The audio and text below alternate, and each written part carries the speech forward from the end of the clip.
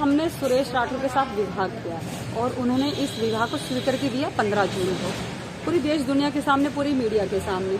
तो हम जो आज प्रेस कॉन्फ्रेंस हमने की है, हम तो ये कहते हैं कि वो प्यार से रहे और हमारे साथ कोर्ट मैरिज करे। दूसरा क्या है कि ज्वालापुर विधानसभा में है इसमें, क्योंकि ये जो मुद्दा है ये पति पत्नी और वो का नहीं है, ये जो मुद्दा है ये पति पत्नी और सत्ता का है। क्योंकि 1 महीने से हमारे अंदर विवाद छिड़ा सुरेश राठौर जी का और हमारा।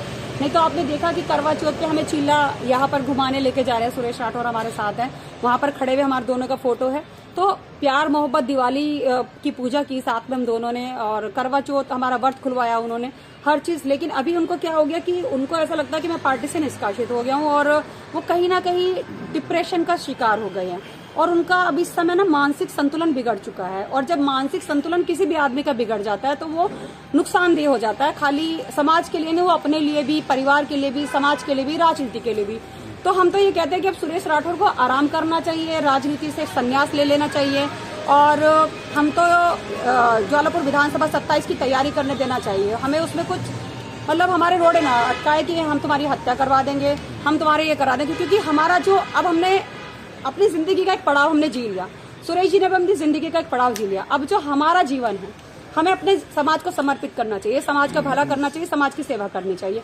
वो समाज की सेवा वो वैसे भी कर सकते हैं, जरूरी नहीं कि राजनीति में आके वो समाज की सेवा कर सकते हैं। अगर वो इतने सेवादार हैं तो वो समाज की सेवा वैसे भी कर सकते हैं, अपने समाज की सेवा कर सकते हैं और सर्व समाज की सेवा कर सकते हैं। और हम एक अभिनेत्री हैं और अभिनय का अगर हम बात करें तो एक कलाकार का कोई रूप रंग नहीं होता। आप मुझे मुस्लिम बना दो, आप मुझे क्रिश्चियन बना दो, आप मुझे पंजाबन बना दो, आप मुझे हिंदू धर्म की देवी बना दो, कुछ भी बना सकते हो। कलाकार का कोई रूप नहीं है, वो एक पानी की तरह ट्रांसपेरेंट होता है, उसे जैसे में मिला दो वैसे मिला दो। तो हम एक किसी धर्म समुदाय की भी बात नहीं करते यहाँ पर।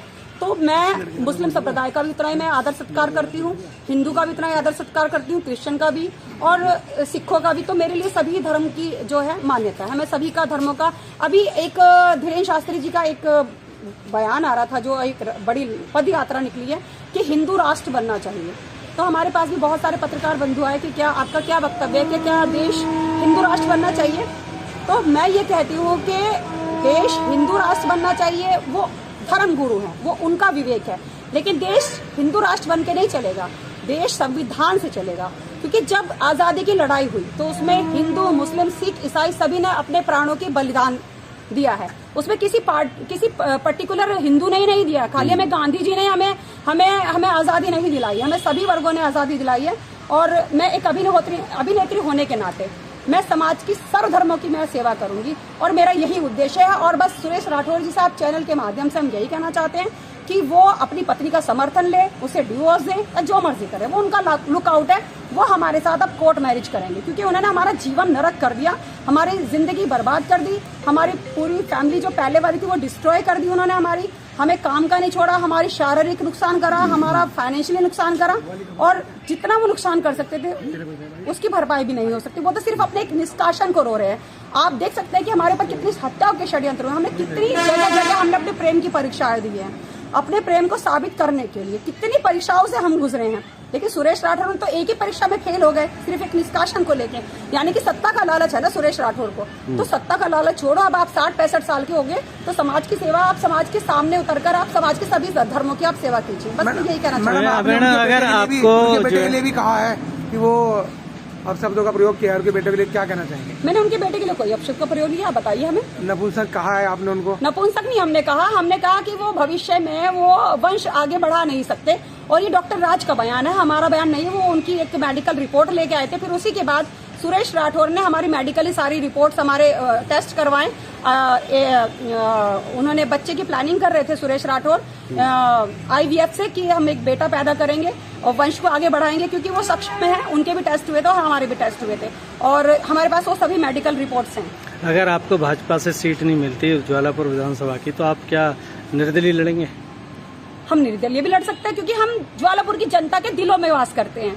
क्योंकि हम अगर हम दिलों की बात करें, क्योंकि हम ऐसे मोड़ से निकल के आए हैं, हमने इतनी परीक्षाएं दी है, तो हम ज्वालापुर के जो युवा हैं, जो चाहे वो युवा हो, चाहे अधेड़ हो, चाहे बूढ़े हो, हम सभी के दिलों की धड़कन है। हम उनके ज्वालापुर में वैसे राज नहीं करते, हम ज्वालापुर के दिलों की धड़कन है हम, कि इस लड़के ने कितना संघर्ष करके आज हम यहाँ पर हरिद्वार में हम आपके सामने बाइट दे रहे हैं। आप ये भी बताएंगे कि नगीना में आप लोकसभा का चुनाव लड़ेंगे या विधानसभा का चुनाव लड़ेंगे?